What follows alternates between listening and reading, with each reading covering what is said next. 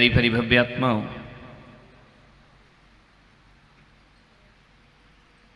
दुनिया से माँ बाप एक दिन जाते हैं। ऐसा कोई माता पिता ना होगा कि जो अपने बच्चे की उम्र तक जीवित रहें। वो आते हैं, एक नई पीढ़ी तैयार करते हैं और दुनिया से विदा हो जाते हैं। एक नई समाज का निर्माण करके जाते हैं, नए भारत का निर्माण करके जाते हैं। अपने जीवन की समस्त थाती अपने बच्चों को सौंप करके जाते हैं। यह सनातन परंपरा रही है। किसी के भी माता पिता जिंदगी भर साथ नहीं रहा करते हैं। लेकिन एक बात याद रखो कि जब कोई माँ बाप दुनिया से जाते हैं, गरीब से गरीब माँ बाप भी अपने बच्चों को कुछ ना कुछ देकर जरूर जाते हैं। हमारे माता पिता भी गए, हम भी जाएंगे, आप भी जाओगे। प्रकृति का यही नियम है कि जो आएगा वो दुनिया से एक दिन जाएगा। लेकिन कुछ लोग ऐसे होते हैं जो जाने से पहले ऐसे काम कर जाते हैं कि मर के भी अमर हो जाते हैं। और कुछ लोग ऐसे होते हैं जो मरे मरे से जीते हैं, मरे मरे से बढ़ते हैं और मरे मरे से दुनिया से विदा हो जाया करते हैं। कुछ ऐसा करके जाओ। मरना तो सबको है, लेकिन मरने से पहले हमारी कृत्य ऐसा होना चाहिए कि लोग हमें याद करें हमारे मरने के बाद। कुछ ना कुछ अपनी औलाद को जरूर देते। आप भी दे के जाओगे, दे जाओगे कि सब बटोर के ले जाओगे? कितना नादान है आदमी, सब कुछ बटोरने में लगा है, खाली हाथ जाने के लिए ध्यान रखना है। सब बटोर रहा है, जाना कैसा है? खाली हाथ। एक बात याद रखना, कुछ ऐसा दे करके जाओ आने वाली पीढ़ी को, कुछ ऐसा सौंप करके जाओ इस दुनिया को कि आने वाले कल के लिए दुनिया जीने लायक हो। ध्यान रखना, ऐसा ना हो कि जवान आदमी भी आत्महत्या की बात करे, आत्महत्या के विचार लाए। कुछ ऐसा दाना देना कि आने वाली दुनिया जी सके और कह सके हमारे पुरखों ने, हमारे पूर्वजों ने हमें कुछ ना कुछ जरूर ऐसा दिया है जो हमारे जीने का बहाना बन जाया करता है। मान्यवर, जिंदगी बहाने के लिए जिया करते हैं। जीता कौन है मान्यवर? जो आया है जीना है, लेकिन कुछ ना कुछ जीने के बहाने होना चाहिए। एक बात याद रखना, एक दीपक को फूंक मार करके बुझा सकते हो, एक दीपक को फूंक मार करके बुझा सकते हो, लेकिन एक बात याद रखना, एक अगरबत्ती को फूंक मार करके नहीं बुझा सकते हो। ध्यान रखना है, हजारों आंधी तूफान भी अगरबत्ती को नहीं बुझा सकती है। और अगरबत्ती वह है, अगरबत्ती को बुझाना इतना आसान नहीं है। अगरबत्ती बिल्कुल धीमी धीमी जलती है, लेकिन बुझने के बाद भी पूरे कमरे में महक छोड़ करके जाती है, सुगंध छोड़ करके जाती है, पूरे वातावरण को महका करके चली जाती है। तुम सूरज ना बन सको कोई बात नहीं, तुम दीपक ना बन सको कोई बात नहीं, एक छोटी सी पतली दुबली सी अगरबत्ती बन जाओ और सारे जगत को महका करके दुनिया से विदा हो जाओ। महकाओ इस संसार को। मान्यवर, हर मां बाप कुछ ना कुछ देते हैं। मुझे भी मेरे माता पिता बहुत कुछ दे गए। हालांकि जो वो दे गए वो मेरे किसी काम का नहीं रहा। मैंने अपने रास्ते बदल लिए। जो वो दे गए वो मेरे इस राह में किसी प्रकार से उसका कोई संबंध नहीं। लेकिन मैं इतना जरूर कहता हूं कि मेरे मां बाप ने मुझे क्या दिया है मुझे नहीं पता, लेकिन मेरे महावीर ने क्या दिया वो आप सब जानते हैं, मैं आपके सामने लेकर के बैठा हूं। ऋषभदेव ने क्या दिया वो लेकर बैठा हूं, राम ने क्या दिया वो लेकर के बैठा हूं। मैं वह ऐसी विरासत लेकर के बैठा हूं आपके सामने। मान्यवर, मेरे महावीर ने जो दिया है खर्चे नहीं कोई चोर न लेवे, दिन दिन रहत बढ़ायो, पायो जी मैंने राम रतन धन। मीरा कहती है ये चित्तौड़ का महल कोई छीन लेगा, ये चित्तौड़ का राजे रजवाड़े छिन जाएंगे, ये राग रंग छिन जाएगा, अरे मुझे ये रतन नहीं चाहिए। मीरा ने कहा मैंने तो राम रतन धन पायो, ध्यान रखना, राम के नाम का धन पाया। लेकिन एक बात मेरे आज तक समझ नहीं आई, आज राष्ट्रीय स्वयंसेवक संघ के लोग भी बैठे हैं, बस एक चीज मुझे बता दो, मीरा किसकी पूजा करती थी? यही की थी ना? किसकी पुजारिन थी मीरा? बोलो बोलो, ये भी नहीं मालूम क्या? तो फिर तो तुम्हें हिंदू बनना ही नहीं चाहिए, काय को बने हो, ध्यान रख। किसकी उपासक थी मीरा? हाँ क्या बात, कृष्ण भगवान गिरधर गोपाल, ध्यान रखना, सोचना है आपको। मीरा ने कृष्ण की पूजा कभी नहीं की, मेरे तो गिरधर गोपाल, कृष्ण तो वो राधा के थे, ध्यान रखना, कान्हा यशोदा के थे, सूरदास के श्याम सुंदर बने रहते रहते थे। मान्यवर, कृष्ण एक नहीं थे, कृष्ण अनेकों थे, ध्यान रखना, गोपियों के छलिया थे, ग्वालिनों के माखन चोर थे, ध्यान रखना है। एक रूप थोड़ी था कृष्ण का, और रुक्मणी के द्वारकाधीश बन करके जिया करते हैं, वो नारायण कृष्ण हुआ करते हैं, ध्यान रखना। मैंने कहा कि मीरा के आराध्य कौन थे? गिरधर गोपाल। मीरा ने जिंदगी भर कृष्ण भक्ति में जीवन गुजार दिया। मीरा के जितने भी भजन पढ़ो, गीत पढ़ो, हर गीत में मेरे तो गिरधर गोपाल, दूसरा ना कोई, ध्यान रखना, गिरधर गोपाल।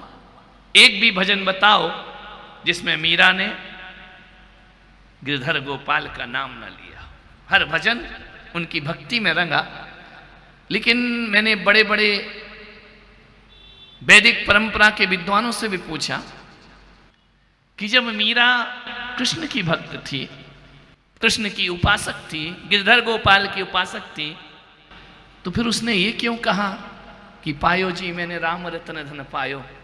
वो तो राम की भक्त नहीं, नारायण कृष्ण की भक्त थी, ध्यान रखना। उसे तो कहना था पायो जी मैंने कृष्ण रतन धन पायो।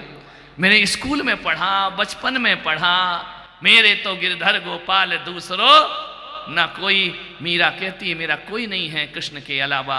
लेकिन जब उसने पाया तो राम रतन धन क्यों बोला? ध्यान रखना, राम कहां से आ गए? शबरी बोले राम, भीलनी बोले राम, केवट बोले राम, अहिल्या बोले राम, मीरा बोले राम। मेरे दिमाग में प्रश्न कौंधते रहा।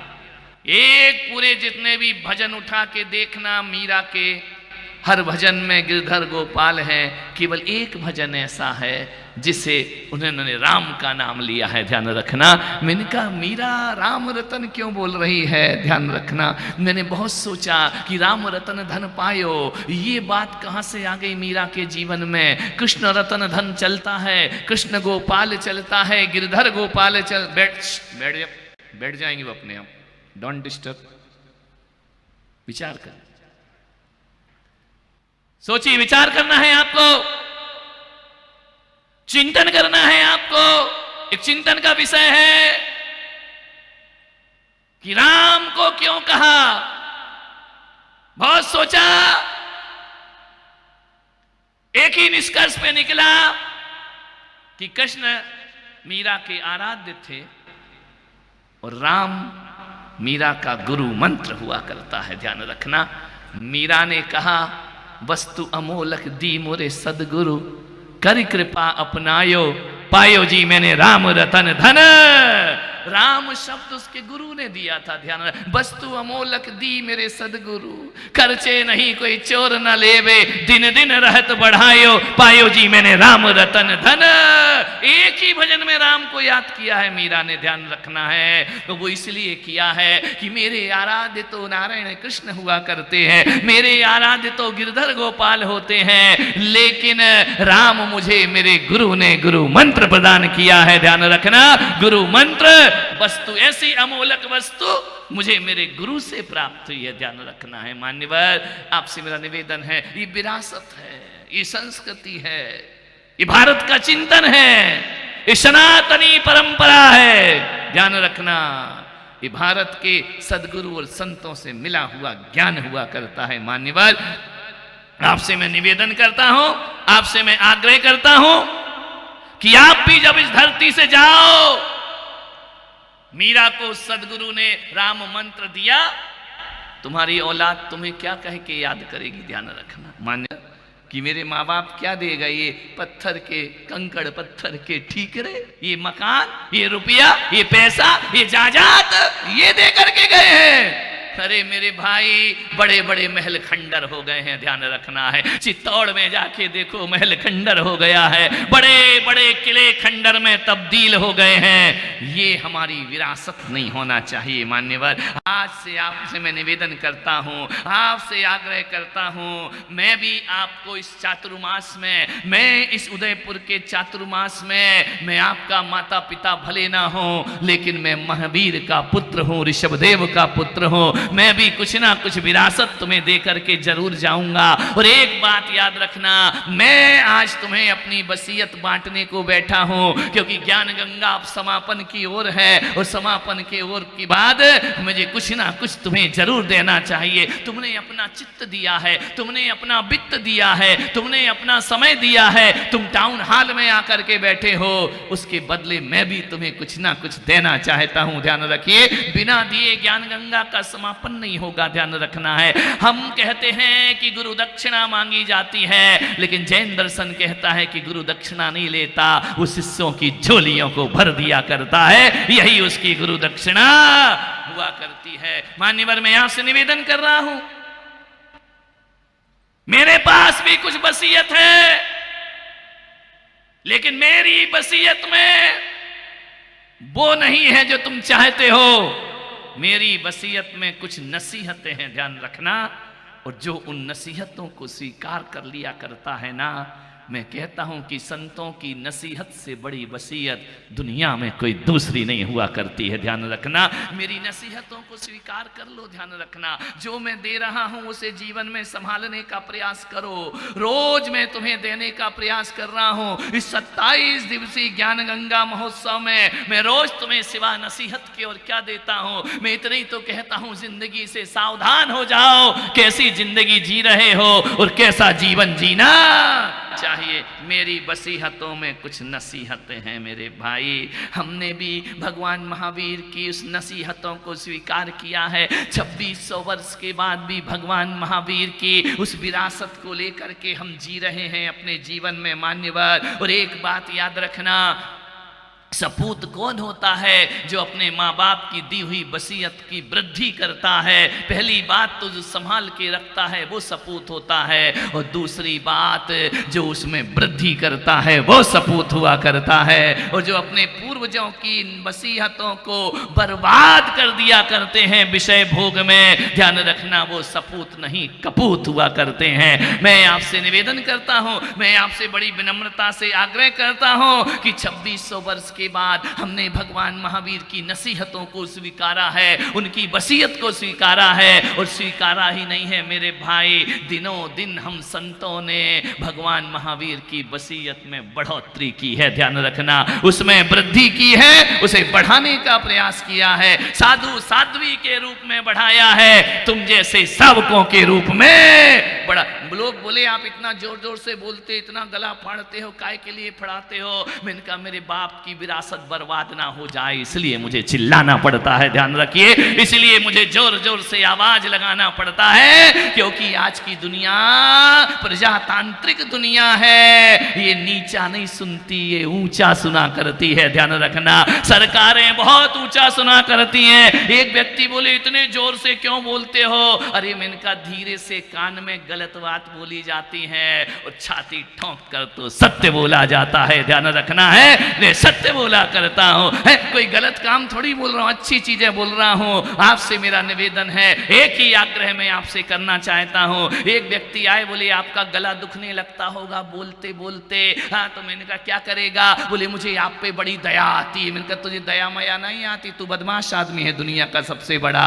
तो बोले कि आप में आपका गला दुखता होगा। तो मैंने कहा एक काम कर, पैर दुखता है तो पैर दबाने आता है, सिर दुखता है तो सिर दबाने आता है, और गला दुख रहा है तो क्या सोच रहा गला दबाने को आएगा? ध्यान रखिए। मान्यवर आपसे निवेदन है, मैंने कहा तेरी तकलीफ मेरा गला नहीं है, तेरी तकलीफ ये है कि जब पुलक सागर बोलता है तो गोदी का बच्चा भी टकटकी लगाकर यहाँ देखा करता है। और यदि मैं धीरे धीरे बोलूं, ऐसे बोलूं जैसे लोरी गा रहा हूं, तो एक हाथ तो लटक जाएगा, सो जाएगा, महिलाएं घर की बात कर लेंगी। और जब मैं बोलता हूं तो किसी को भी बात करने की फुर्सत नहीं मिला करती है। इसलिए मैंने कहा मैं लोरियां नहीं सुनाता, मैं दिव्य नाद किया करता हूं, मैं दिव्य ध्वनि सुनाया करता हूं। ध्यान रखिए। धीरे काहे को बोलूं भाई? विचार करिए, क्यों धीरे बोलूं? कौन सा गलत काम बोल रहा हूं मैं? जो भी बोलूंगा आगम की ओट में बोलूंगा और डंके की चोट में बोलूंगा। ध्यान रखिए। इस भारत को बचाना है, संस्कृति को बचाना है, सभ्यता को बचाना है। मान्यवर, मैं कोई गीत गाने नहीं आया हूं, मैं कोई कवि नहीं हूं कि तुम्हें कोई कविता सुनाऊं। मैं ललकारूंगा, मैं झिझोड़ूंगा, मैं पुकारूंगा। मैं सोते हुए आदमी को जगाना चाहता हूं, और आदमी के सत्य बोलने में इतनी ताकत होना चाहिए कि शमशान घाट में लेटे हुए मुर्दे भी खड़े हो जाना चाहिए। ध्यान रखना है। आपसे महाराणा प्रताप के वंशज महाराणा प्रताप का शौर्य ललकार दिया मुगलों को, खदेड़ दिया भारत से बाहर। ध्यान रखना।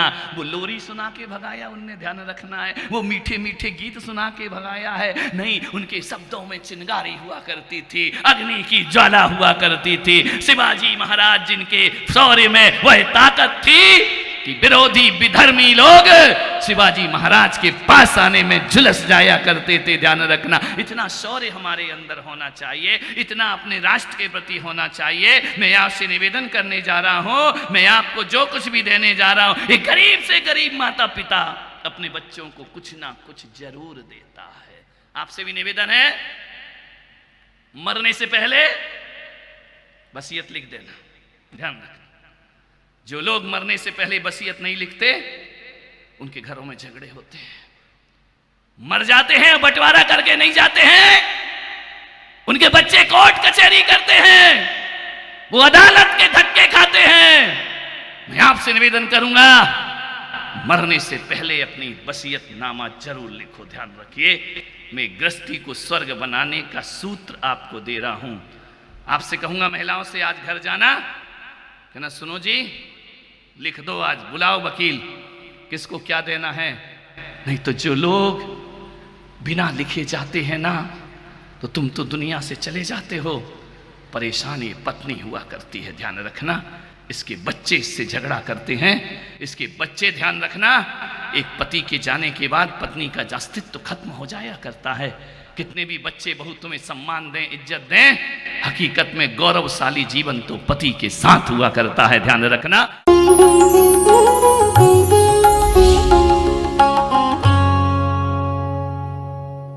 हर सुबह एक अवसर